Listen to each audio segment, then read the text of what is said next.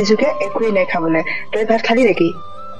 কৰবাৰ খাবিলো তোৰ ঘৈণীয়ে জানো মোক গুৰুত্ব দিয়ে মই কি খাইছো নাখাইছো সেইবোৰ তাই একো গমেই নাপায়। কেৱল মাত্ৰ জীয়েক দুজনীক চাব লাগে, নিজৰ পেটটো পুৰাব লাগে, সেইটোহে চিনি পায়।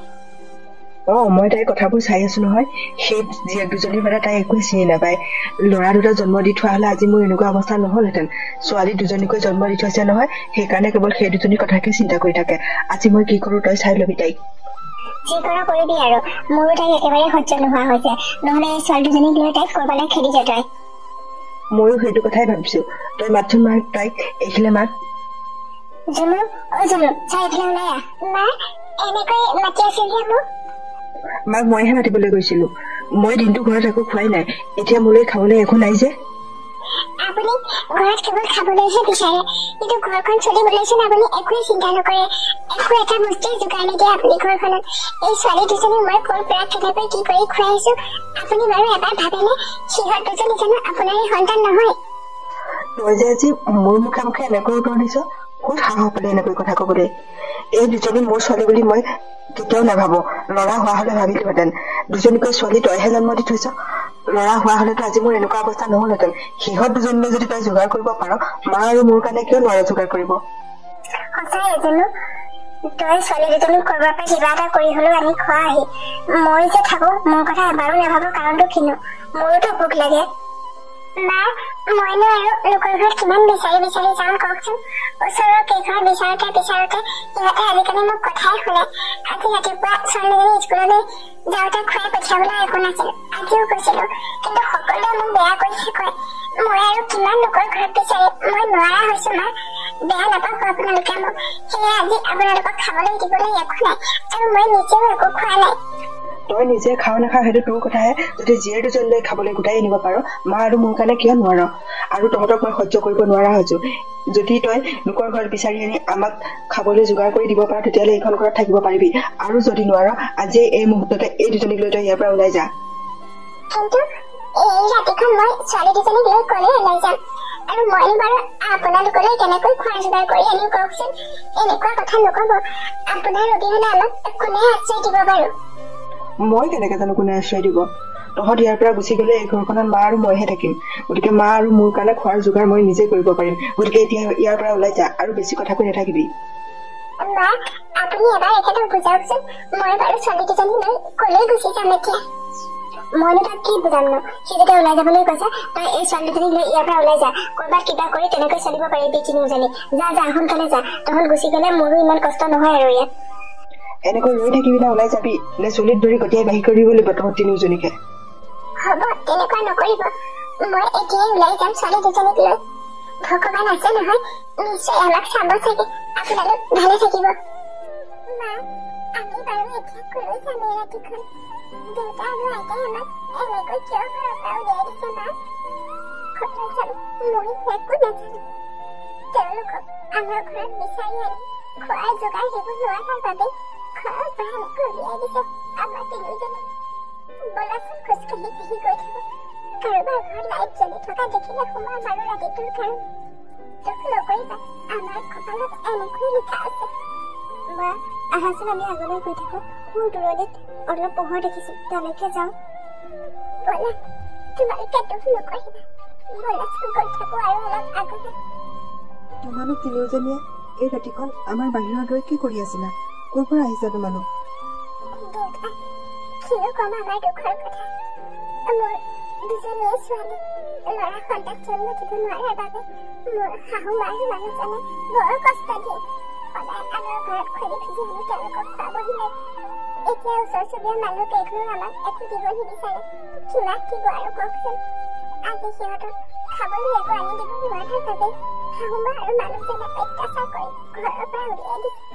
ৰাতিখন কলৈ যাম বাৰু ছোৱালী দুজনীক লৈ? মই খোজকাঢ়ি আহি থাকোতে দেখিলো আপোনাৰ ঘৰত পোহৰ হৈ আছে।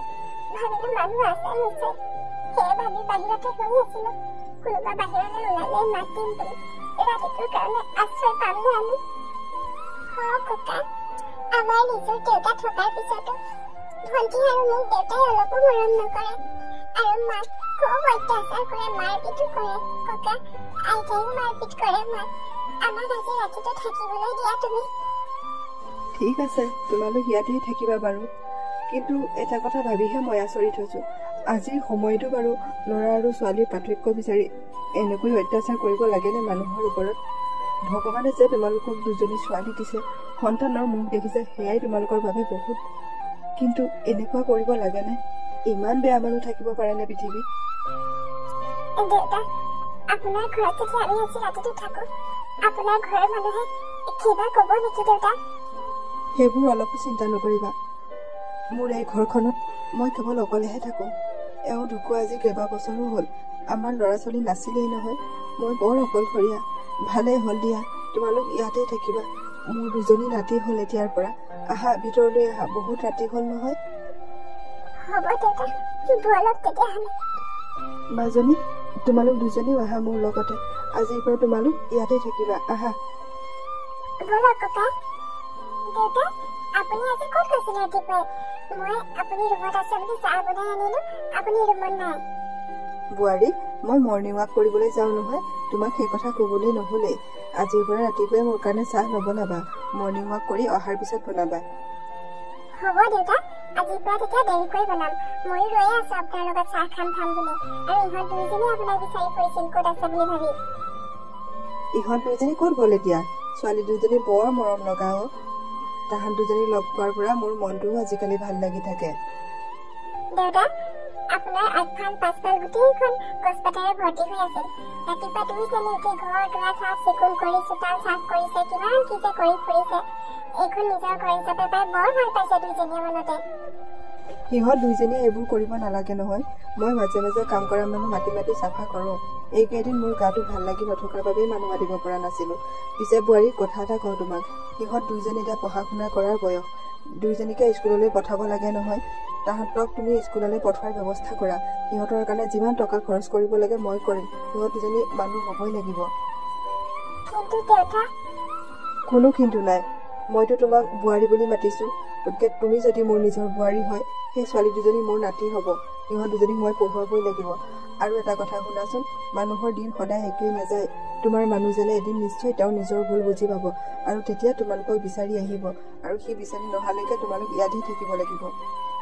হ'ব দেউতা, আপোনাৰ দৰে যে মানুহ এজন লগ পাম সেই কথা ভাবিবই পৰা নাছিলোঁ। সেইবোৰ ভাবি নাথাকিবা, মোৰো ভাল লাগিছে এতিয়া। মই বৰ অকলশৰীয়া আছিলোঁ।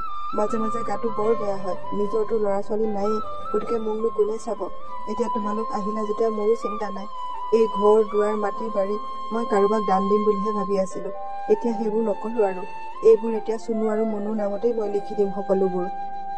দেউতা, আপুনি আমাৰ কাৰণে ইমানখিনি কৰিব বিচাৰিছে। আপুনি বৰ ভাল মানুহ দেউতা। এইবোৰ ইহঁত দুজনী নামত লিখি দিছে বুলি গম পালে মোৰ শাহুমা আৰু মানুহজন আকৌ আহিব ইয়ালৈ।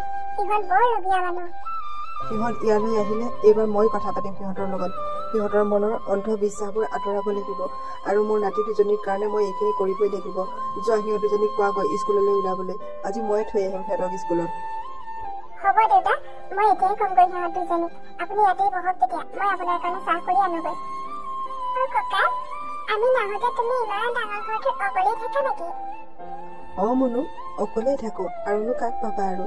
আগতে আইতাৰ আছিল, তেওঁৰ লগতেই থাকোঁ। তেওঁ গুচি গ'ল, ভগৱানে তেওঁকো লৈ গ'ল। অকলেই থাকোঁ ইমান ডাঙৰ ঘৰটোত। এতিয়া আৰু সেইবোৰ চিন্তা নাই। তোমালোক আহিলা নহয়, গতিকে তোমালোকৰ লগত থাকি মোৰ কিমান যে ভাল লাগিছে। তুমি বৰ ভাল ককা। আমাৰ নিজৰ আইতা থকাৰ পিছতো আমাক মৰম কৰা নাছিল, কিন্তু তোমাক লগ পালে আমাৰ কিমান দিন হৈছেনো। তুমি ইমান মৰম কৰা আমাক, বৰ ভাল লাগে তোমাৰ লগত থাকি। কিয় মৰম নকৰিম? তোমালোক দুয়োজনী মোৰ মৰমৰ নাতি, সেইকাৰণে ইমান মৰম কৰোঁ। মোৰ এই ঘৰ দুৱাৰ সা সম্পত্তি মই সমানে দুভাগ কৰি তোমালোক দুজনীৰ নামত লিখি দিম। এইখিনি লৈয়ে তোমালোক ভৱিষ্যতে থাকিব পাৰিবা। আৰু এটা কথা শুনাচোন, দুয়োজনে কিন্তু ভালদৰে পঢ়িব লাগিব, বহুত ডাঙৰ মানুহ হ'ব লাগিব। হ'ব ককা, আমি দুজনীয়ে বহুত ভালকে পঢ়িছো। ইমান ডাঙৰ স্কুলত নাম লগাই দিছে আমাক। সেইবোৰ স্কুলত পঢ়িলেহে ডাঙৰ মানুহ হ'ব পাৰিবা। দুইজনীয়ে সেয়ে বহুত ভালকে পঢ়িবা।